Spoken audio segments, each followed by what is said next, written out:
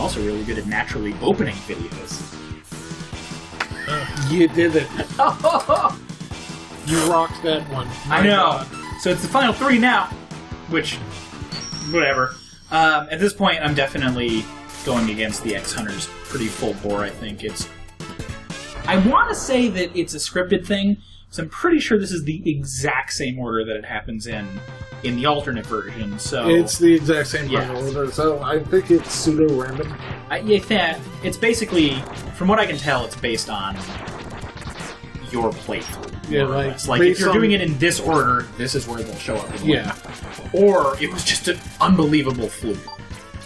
But yeah, it's really easy to get to him in this one. You use a spin wheel for just fucking everything. If there's a secret, spin wheel is involved with it, so that's another benefit to getting him early on. And they seem to be pretty close to the start of the level? Not always. It really depends on the stage. I think it's mostly just luck in this particular instance.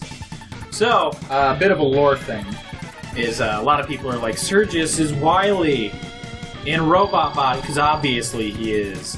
And like, there's all kinds of theories and stuff that get thrown around that are like, how else could I know, it's really hard to take him seriously. I guess, in a way, that is very Wily-like in that it's so retarded. Damn it, Wily confirmed. He reminds me more of Dr. Giro because of the hat. But makes me think Cossack. If we're sticking to making it like some weird fusion of Wily and...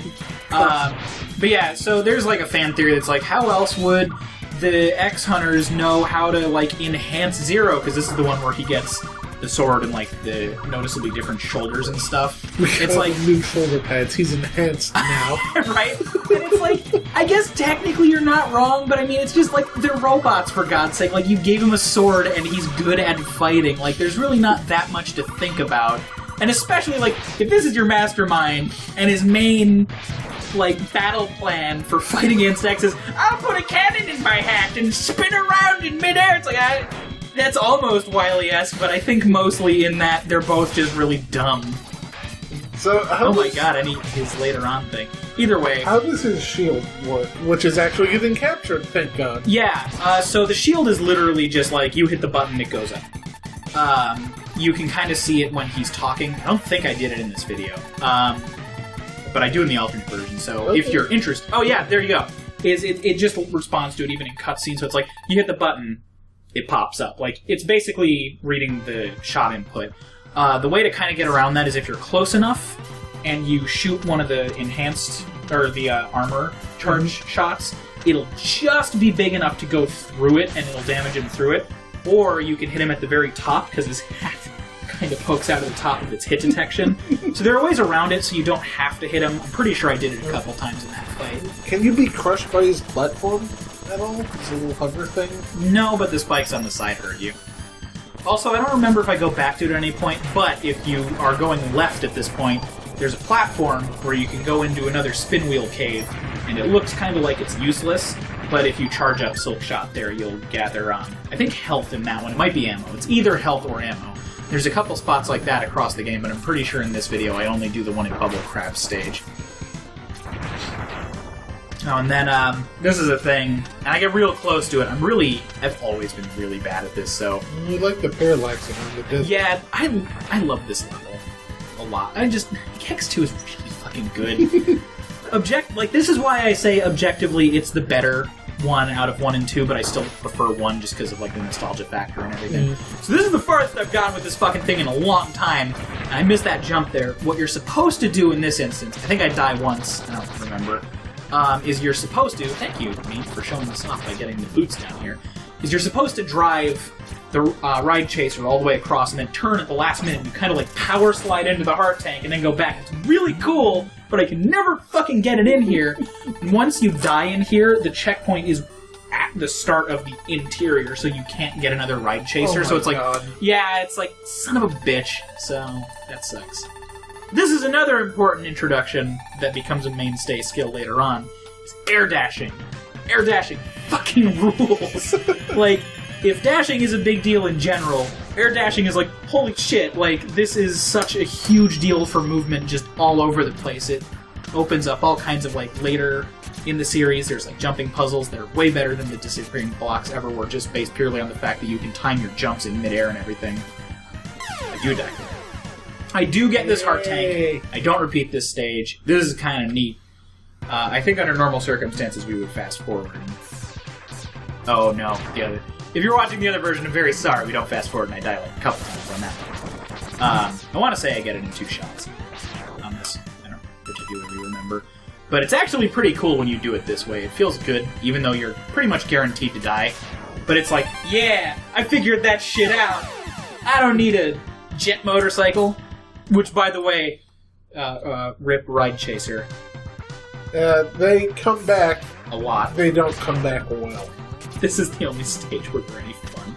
And it's really sad, because they come back a lot of times. I guess that's a good showcase here, though, is if you pick up a power-up and die, you still have the power-up. You don't have to worry about losing it. And I think that's the case in, like, every X game. So you can die for one. Like, if there's a couple instances where they're, like, over spike pits later on in the series and you need to get, like, an item to get past it, it's like, or you just throw your body at it and, like, you got it. You died, but it's still yours, so just respawn. Good job, you figured it out. Which I think is kind of nice. So who the fuck were they launching that missile at? I don't know! That's never really explained. There's never enough lore in these ones. But yeah, I really like Overdrive Ostrich. And I don't have his weakness weapon, so I was wrong. I lied last video, or whenever I said the weakness chain thing. Last video. He's weak to Crystal Hunter, which I will use in the refight.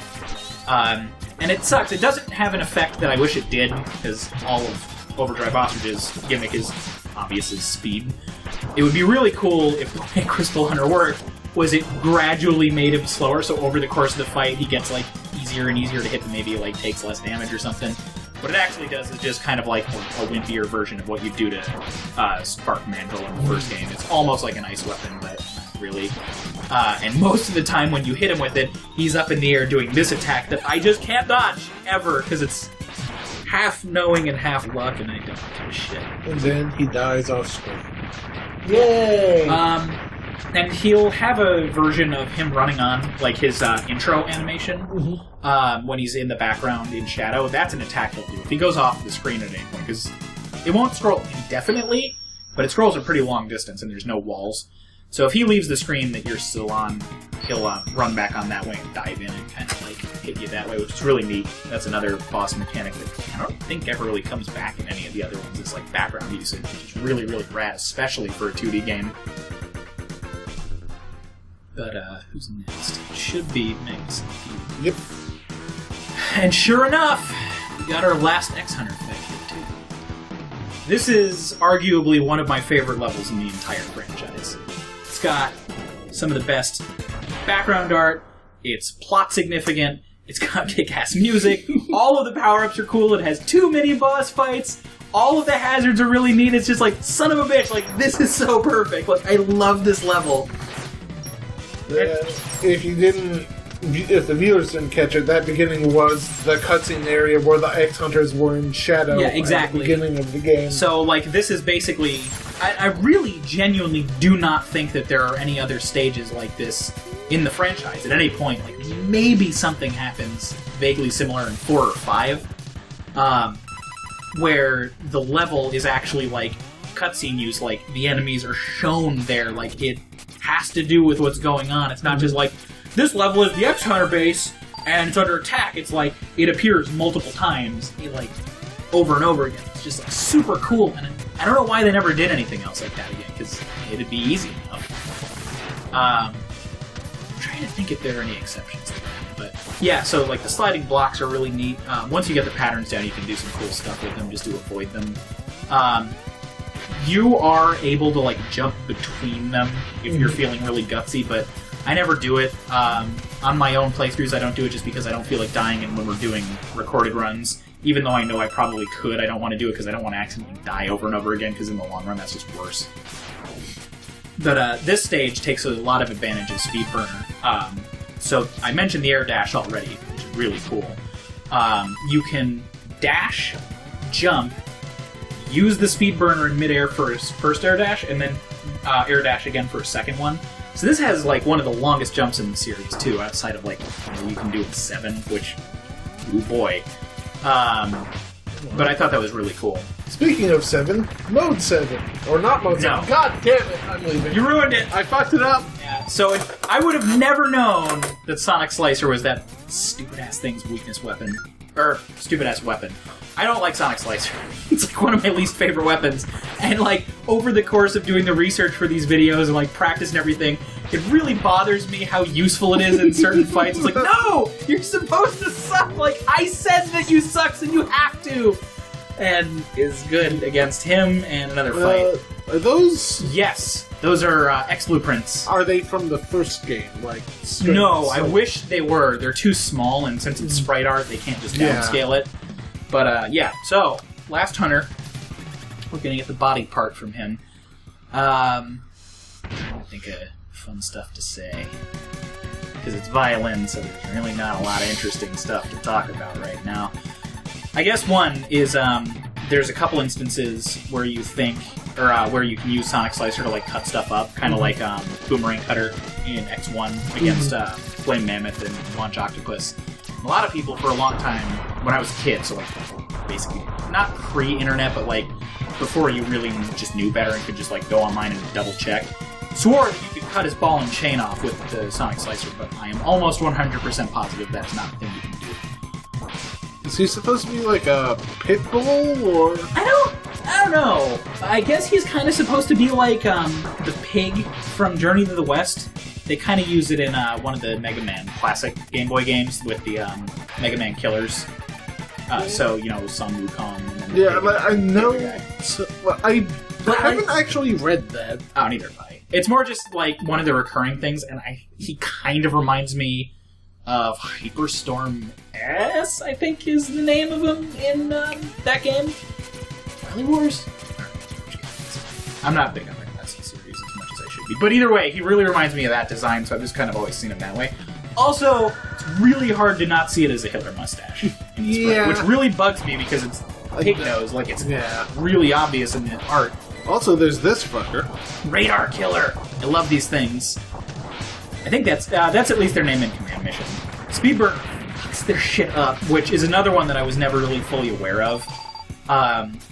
One bad habit that I had as a kid, and actually still, not all the time, but like it was a more recent thing, is I was really bad about using the special weapons in stages. I might have already covered this. So I did a lot of like Buster-only stuff until you got to the boss fight. It's like, no, I don't want to waste the ammo and then like lose or anything. But I have since realized that that's retarded and I shouldn't do that. Also, favorite stage, one of my favorite bosses, just in general. He's really kind of easy, especially when you use Silk Shot on him to knock the tail off, which is something that's covered in the next time in the alternate version, which is one of my favorite ones. I encourage you to watch it. It's in the Fortress refight. Spoilers. But he's just, I don't know, like there's something about him, like Boomerang or Boomer Quanger does the fast movement thing, but he actually teleports. It's really cool sprite art for it. He's got the whole ninja motif. If you look really close, he actually does like the hand seals and everything that are from like either anime or mythology, whichever you prefer. He does lots of really unique stuff, sealing. If he doesn't lose his tail, he has the attack that I talked about in the X Time, which I always called Magna Drain. I don't know if it has an official name, like the specs in X1 have like Storm Eagle, Storm Tornado, and Diving, and like the names of everything. So as far as I'm aware, there's no official name. That's what I call it. And it slowly removes X's abilities to just do stuff in a set order. So if he'll suck you into his tail and then drain you, and it actually changes your color palette. You look more and more kind of pale. And I think the order is you can't dash, you can't rapid fire, and you can't jump as high. Those are the three effects. I don't remember if it's that order. And it really gets scary because like it's like one shot at like top speed, and you're like, I'm gonna die. Like this is it. And there's like no other fight in the series that does anything like that. It's so rad. Like also we have all the zero parts. Yes. Oh, so this is what I was talking about in that other video. Like, you see the purple outline in the back? Yeah. That whole thing was Zero's chip.